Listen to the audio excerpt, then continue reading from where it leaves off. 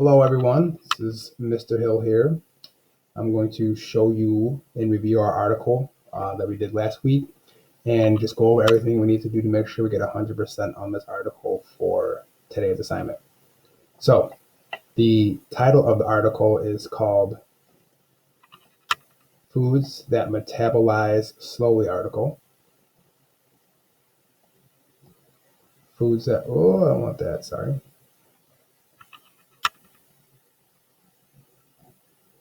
Foods That Metabolize Slowly article. So when you do this, there's three questions to answer first. So the first question is, what do you think metabolism means? Type your answer in the box below. What I want you to do is, I want you to say, I think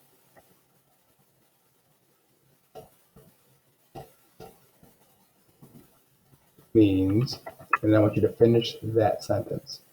So I think metabolism means, and finish that sentence. Next question.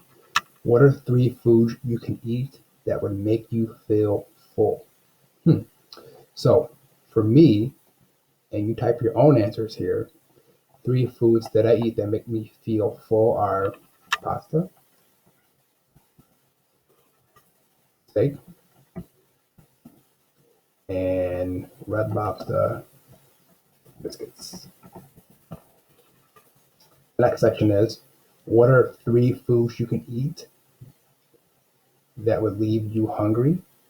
Type your answer in the box below. So three foods that I eat that leave me hungry are probably Cheetos, Takis, and Snickers. That's what you're always going to do first is basically, answer those three questions on your own. Pause the video as you need to, and we'll keep moving forward. And here we have our first reading section here. The first thing says, write a summary of what you read here. So first we're going to read and annotate this article right here. So first,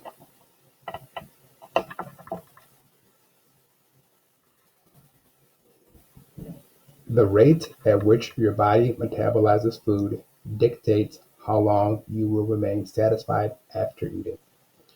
Foods that metabolize slowly often leave you feeling full for upward of 2 hours after eating them.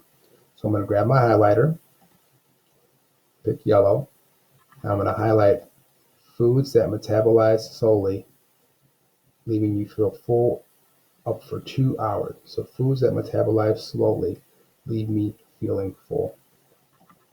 The system used to rate how long foods take to digest is called the glycemic index. I'm going to highlight that word as well too.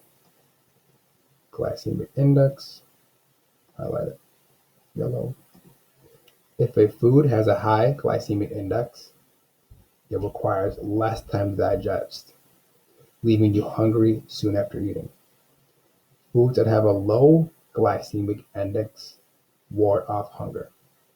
So I'll go back to my highlights. Foods that metabolize slowly often leave you feeling full.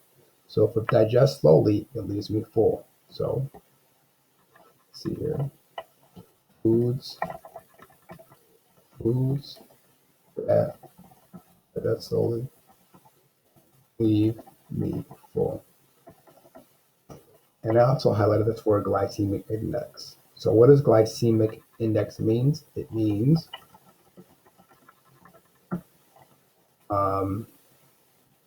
rates food on how long it takes to digest.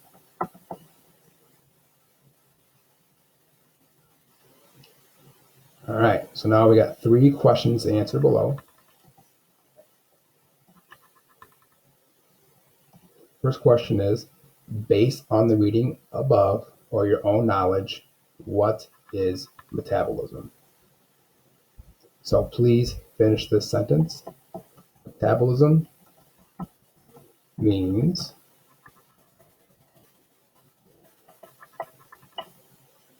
so you're going to finish that on your own. Metabolism means whatever you think.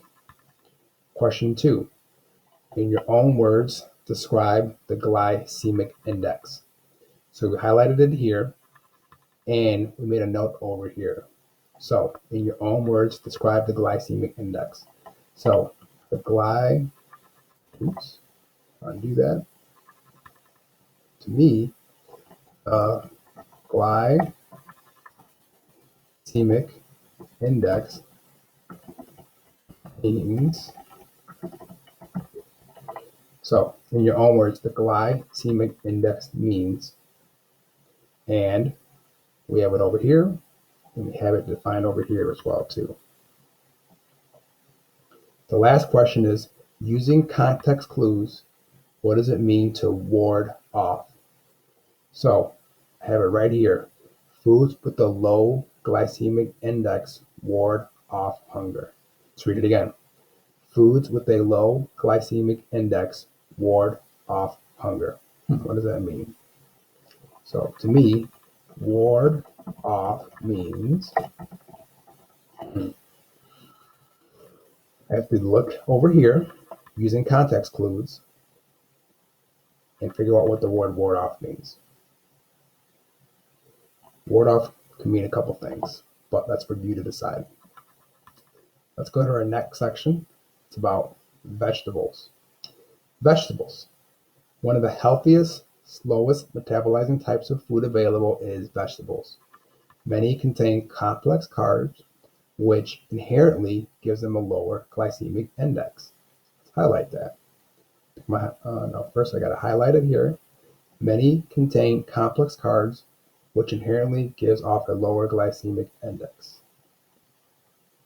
Let's highlight it here. Let's make a note over here. So, complex carb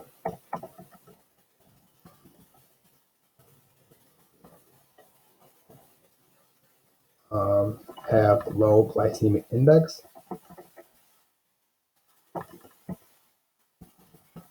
So that means they digest slower.